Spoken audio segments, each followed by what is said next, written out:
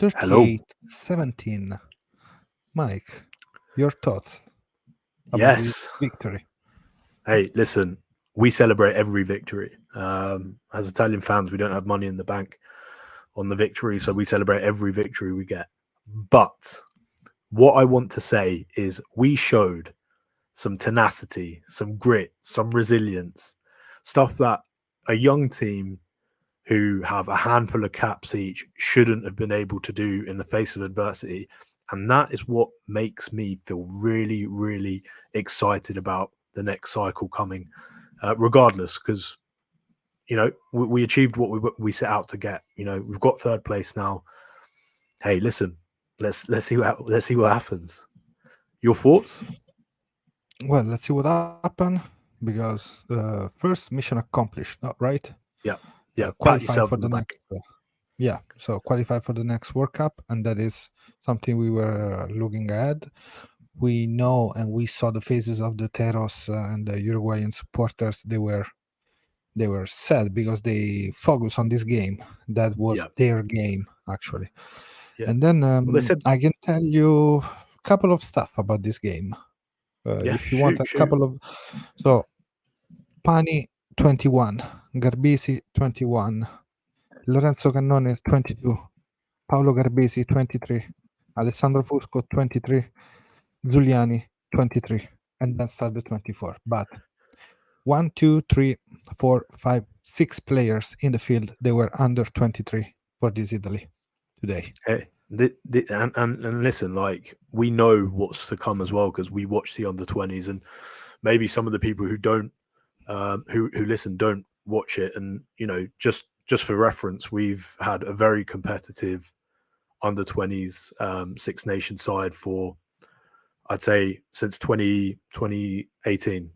Like it's been very competitive, and it's gradually gotten more competitive. So we know what's to come, and we know what can happen if these players are developed and looked after. So hey, exciting times, man, exciting times. And yeah, one thing I think we're going to take from this particular game is, listen, we don't always throw in the towel. We always, maybe put out um, a spirited fight, in days of old, and we'd fall off after 60 minutes. Whereas actually, like we came out, I don't know what Crowley said at halftime, but I'd love to have been a fly on the wall there because he put some fire in those bellies, and you know they trusted the process, and that's what happens when you're a tier one nation against a tier two nation, right? Like that's the outcome in the second half. The resilience was the key in this game because we were strong in the scrum, something that we always been during this game, Yeah, and we showed that we put pressure there even when we had problems between line out and scrum because Zani, I have to go look, but he played against Uruguay 2 years ago with yeah, the Italy A team. So the second team play at Ucar, and then after that, something so different. Of course, we have something to improve. There is all yeah, the question about the breakdown to understand why, even when we put more players in, they were able to steal the ball. Ardao, I think, was the best, but the head behind the revenge, let's say, because we were 10 points behind, and then we rush and we smash them, and the penalties weren't there. yeah, Zero or one penalties, depends by who count that the stats. I'm yeah. gonna check the same, but we were clean, hard, and angry, and that is the key for this first part of the World Cup for us. Hey, yeah, and I really liked what the coaches were saying in the pre-match, where the preparation for this World Cup was split into three. Right. One was obviously the start of the summer tours, the start of the 14-15 week process to get to where we are today. The second part, sorry, the second part was making sure we do the job because it was a job Right. today. And the third part is the next couple of weeks against the big boys. And listen, like I said, these boys don't have fear anymore. Like this isn't the Italian team of, 2018, 2019, where it was a spirited win against, some really tough opponents. And, after things weren't going our way and, we don't get the rub of the green, because we rarely get the rub of the green. We start falling off. Whereas this time, things were tough in that first half. And these boys, they didn't say boo to the goose. They just got on with it. And that's the mark of where a team becomes dangerous, right? That's where they become dangerous, because ultimately they start believing in, their capabilities, and they don't really care what the ref does.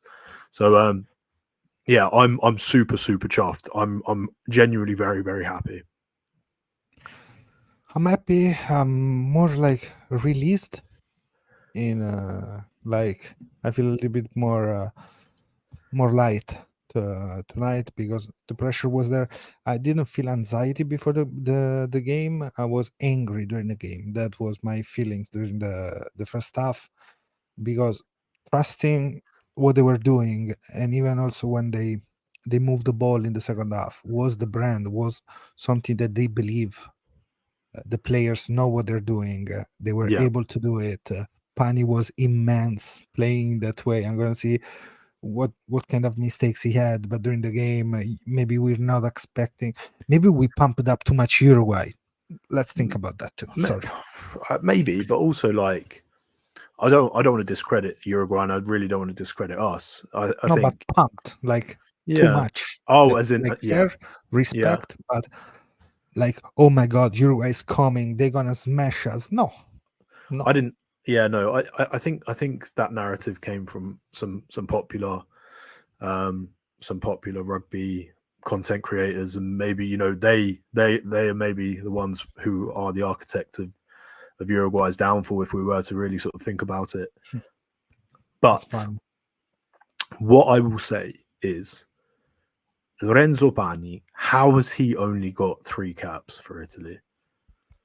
3 or 4 caps, right? Where is that now? Yeah, and even he scored in two of them. How I like he doesn't look like a player who's only had 3 international caps at test level in the hardest environment that you know you've seen. It was his World Cup debut today, and he scored Yes. within the first half. He was the one that scored the try, and he looks like a really complete player for such a young. You said he was 21 years old. Yes, and he's 21 years old, 6'4" and 15 stones something. So Yeah, he's a tall boy, isn't he? he's a tall boy and he know how to use his body. That's the big thing. Because Yeah, we saw today how he stay in field, never pushed out of the field. And this wasn't the game of Capozzo, if you think, no? Everybody, we were waiting for Capozzo, but then we won with the group, with the team, with the 23, with Zani throwing the two perfect darts into the line out. uh, exciting to see the commitment of all the players, and also from the players that weren't playing but they help preparing the weekend yeah. of That's the game. that's the bit. You know what? At the end of the day, right? I know Uruguay came out with their strongest team. We to be honest have rested a lot of our other players as well, right? Morisi wasn't playing. Like we had, like we said, Pani on. We probably could have had like a few other players that you would probably consider first teamers out there. So clearly we had one eye to the future, but like you said, it's a squad. It's a 33-man squad now, so it's everyone is involved. Everyone wins as a team, and yeah, I'm super proud of the boys. I think that the amount of growth that they would get out of this game is brilliant. It- Like this is the game where I would have wanted this adversity at the start before going into New Zealand next week, right? Absolutely, and I think that is something that can help clicking for the future, the capacity, knowing that the limits, like Zani said to us, the limit is ourself Yeah, sometimes, no? And today the limit were ourselves against a team that try to play, try to get dirty in a couple of situations, also a lot of drama, I Yeah, think, but they put hands a lot in the breakdown. But we came out strong yeah, yeah, and yeah. we start counteracting. We use the bench properly. Yeah, Lamb, Zuliani, of course, Zuliani, the bull terrier. yeah. He's an animal. Like, and he packs a punch way above his weight as well. Like, he's not a diminutive stature, right? Like, he's not diminutive of stature. He's like a relatively, well built flanker, but he's not the biggest flanker. He just packs such a punch. Like, he's like a 44 caliber bullet. Um, and yeah, like Lamb, yeah, I'm a massive fan of Lamb. I think what he was doing in the malls definitely sort of settled us down a little bit as well, and it was nice to see everyone fight there. Like Rutsa with his crazy mad eyes at the end. Like, he was, he wanted it. Everyone wanted it. Like, that wasn't a casual result. That wasn't a result That's true, where not it just casual. happened. It wasn't an accident. That was something where, yes, like, I'm sure they didn't plan to be behind in the first half, but they probably expected that it could happen, and they believed in what is the Italian way, the Italian attack, the Italian mentality, especially at tournaments. Like, you can say what you want about Italy, but we know how to play tournaments.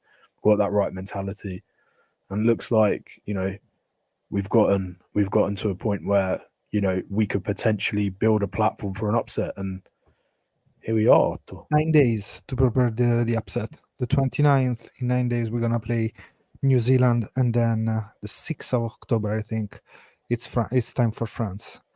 So Yeah, yeah. I mean, there's plenty of time to rest, and we're I've going got a light, question. Yeah, I've got a nothing question to for you, lose. Go Otto. ahead. If you were New Zealand now, how would you prepare for us? Keep pushing on the breakdown.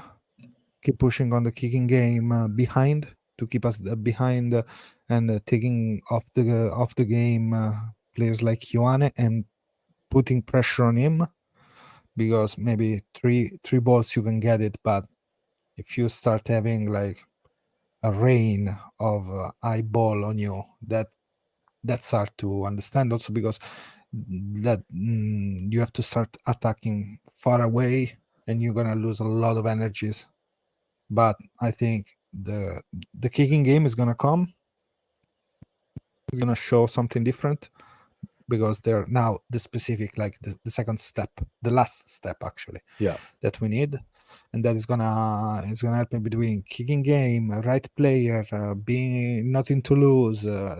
This game that is something that you already feel being part of history for Italy, because there was such a drama this game. yeah. So let's try something.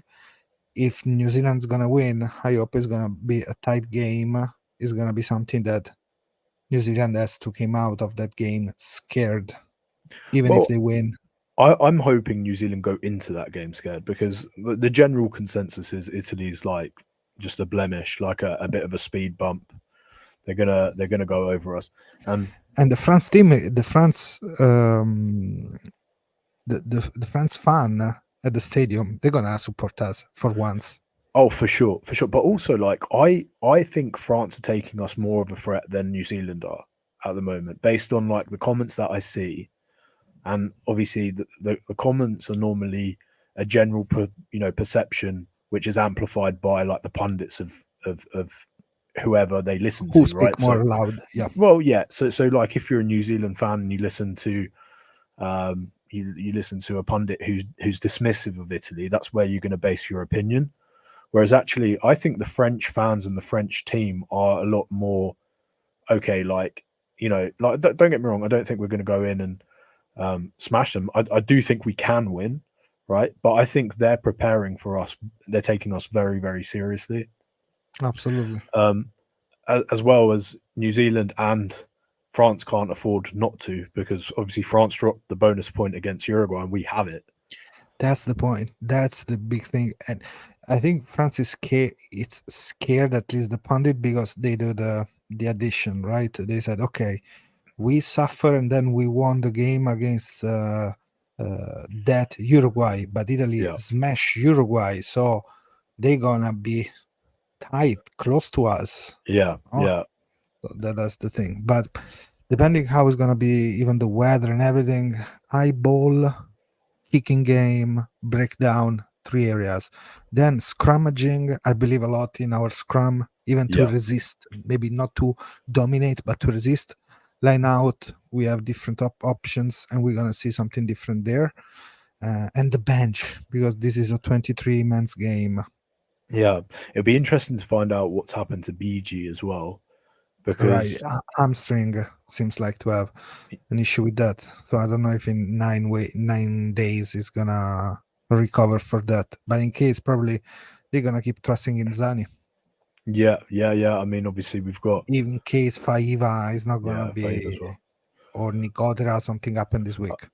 Yeah, yeah. I mean, obviously it's not going to happen this cycle now, but it's a shame that we don't have Lucchesi as well because it sounds Absolutely. like he's back or he's near being back. But October is coming for him. So such a just shame, such a shame that like because obviously he's such a fantastic hooker as well, and having those three as first, second, and third, we would have been in a really nice position as well. So, yeah, man, I'm super excited. I'm just really interested in hearing a little bit more from our New Zealand friends, and a little bit more of sort of what the general consensus is. And there's always going to be people dismissive and say, "Oh, well done, Italy beat Namibia and Uruguay," because there's always some toxicity in every fans. But what I will say is there's not really too much legs to stand on because of like you said, if you do the multiplication in your head, you're like, oh wait, okay, well France put out